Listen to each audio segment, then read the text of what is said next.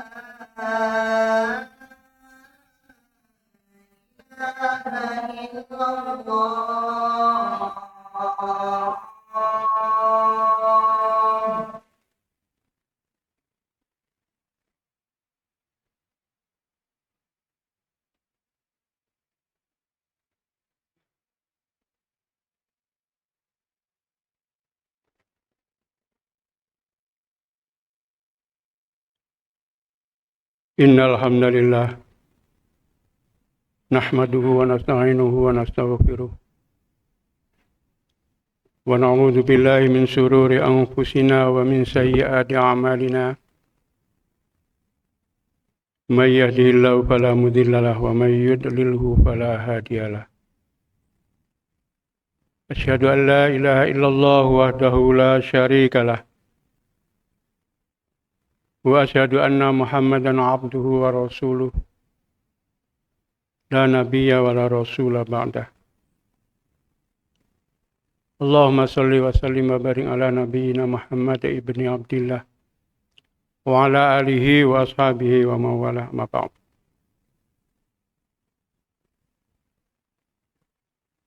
Ma'asyiral muslimin rahimakumullah. Usini wa iyyakum bitaqwallahi faqad fazal muttaqun. Qala Allah Ta'ala fi kitabil karim a'udzu billahi minasyaitonir rajim. Ya ayyuhalladzina amanu taqullaha haqqa tuqatih wa la tamutunna illa wa antum muslimun. Wa qala Allah Ta'ala aidan Kul innama ana basyarum mislukum yuha ilayya annama ilahukum ilahu wahid. Faman kana yarju liqa'a rabbih falya'mal amalan sholihan wa la yusyrik bi ibadati rabbih ahada. Shadaqallahul azim. Ma'asyiral muslimin jamaah Jumat rahimakumullah. Mengawali khutbah siang hari ini, Khatib serukan mereka kita senantiasa berupaya meningkatkan keimanan dan ketakwaan kita kepada Allah Subhanahu wa taala dengan sebenar-benarnya takwa. Kita laksanakan perintah-perintahnya dan kita jauhi larangannya. Ma'asyiral muslimin jamaah Jumat rahimakumullah. Materi khutbah kita siang hari ini barangkali khutbah ringan dan singkat. Kalau sekarang ada di suasana menjelang pemilu, kita tidak berbicara tentang pemilu barangkali. Mungkin sudah banyak yang membicarakan tentang pemilu. Kita turun sejenak untuk refreshing tentang hubungan kita dengan Allah Subhanahu wa taala.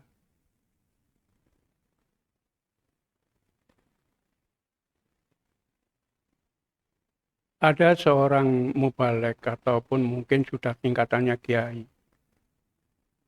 Ditanya oleh muridnya tentang perjalanan hidupnya sampai beliau menjadi seorang ulama. Beliau menceritakan panjang lebar tentang perjalanan hidupnya mulai dari kecil. Sudah dikirim ke pondok pesantren dan belajar dari pondok ke pondok. Sampai akhirnya beliau menceritakan bisa bertemu dengan Allah Subhanahu wa taala. Kalimat terakhir inilah barangkali yang menjadi titik berat kita di siang hari ini. Mungkin kebanyakan orang awam akan bertanya bagaimana dia bisa bertemu dengan Allah Subhanahu wa taala padahal beliau belum meninggal dunia. Karena seringkali kita dengar banyak ucapan kalau ingin bertemu dengan Allah Subhanahu wa taala harus mati terlebih dahulu. Tampak kalimat tersebut mungkin ada di benak orang secara umum benar. Tetapi marilah kita kembalikan kepada ayat Al-Quran yang saya baca di dalam mukadimah tadi. Di penghujung surat Al-Kahfi insyaallah jamaah yang sering membaca surat Al-Kahfi ini sudah paham benar. Potongan ayat di akhir tersebut Allah Subhanahu wa taala berfirman faman kana yarju liqa'a rabbih falya'mal amalan sholihah wala yusyrik bi ibadati rabbih ahad. Barang siapa yang ingin bertemu dengan Rabb-nya, artinya dengan Allah Subhanahu wa taala, hanya ada 2 syarat saja. Fal ya'mal amalan sholihah. Melaksanakan amal soleh. Wala yusyrik bi ibadati rabbih ahada. Dan jangan pernah berbuat syirik dalam beribadah kepada Rabb-nya dengan seseorang pun. Maka insya Allah akan bisa bertemu dengan Allah Subhanahu wa Ta'ala. Masyaallah muslimin jamaah rahimakumullah. Di antara para mufasir, antara lain adalah Imam Ibnu Katsir menerjemahkan bahwa amal soleh itu adalah amal, kita semua paham, yang sesuai dengan tuntunan Allah dan Rasul-Nya. Artinya sesuai dengan Al-Quran dan Sunnah. Amalan yang benar-benar diridhoi oleh Allah Subhanahu wa Ta'ala. Yang kedua, wala yusyrik bi ibadati rabbi ahada itu intinya adalah harus ikhlas karena Allah Subhanahu. Hanya 2 itu syaratnya. Maka kalau melihat ayat ini bahwa kematian bukanlah syarat untuk bisa bertemu dengan Allah Subhanahu wa Ta'ala. Ketika kita melakukan amal soleh dan itu kita lakukan dengan ikhlas, itulah bentuk pertemuan kita dengan Allah Subhanahu wa Ta'ala. Masyaallah muslimin rahimakumullah. Barangkali orang berpersepsi bahwa ketika bertemu dengan Allah harus melihat Allah. Padahal untuk bertemu dengan Allah tidak harus melihat Allah. Kita di dunia ini tidak akan bisa melihat Allah. Sebagaimana Rasulullah SAW bersabda yang disebutkan dalam Musnad Ahmad. Ya, hadisnya nomor 23.672. Ta'lamu annahu la yara ahadun minkum rabbahu hatta yamuta. Ketahuilah bahwa salah seorang di antara kalian tidak akan bisa melihat Allah sebelum dia mati.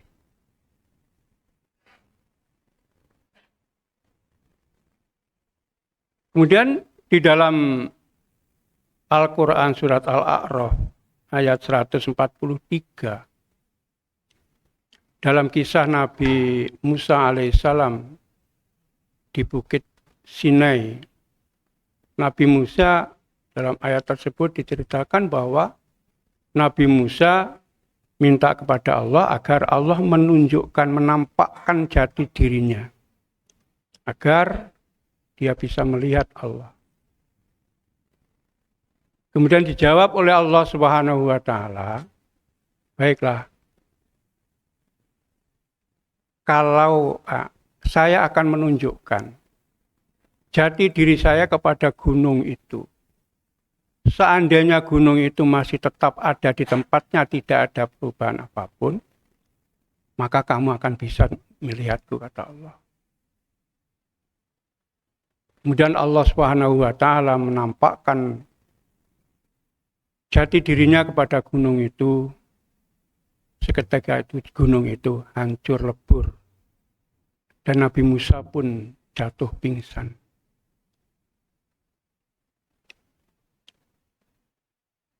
Setelah beliau siuman, Nabi Musa mohon ampun kepada Allah dan bertasbih dan mengatakan, saya termasuk orang-orang yang awal beriman. Ma'asyiral muslimin jamaah Jumat rahimakumullah. Dari hadis dan ayat Al-A'raf ayat 143 ini membuktikan bahwa insya Allah kita sebagai umat yang beriman akan bisa melihat Allah setelah nanti kita kehidupan di akhirat. Tetapi di dunia ini kita bisa bertemu dengan Allah kapan saja dan di mana saja dengan cara kita melaksanakan amal soleh dan kita lakukan dengan ikhlas karena Allah Subhanahu wa Ta'ala. Wallahu a'lam bishawab. Barakallahu li wa lakum fil Qur'anil azim. wa nafa'ani wa iyyakum bima fihi minal ayati wa dzikril hakim. Aqulu qouli hadza fastaghfiruhu innahu huwal ghafurur rahim.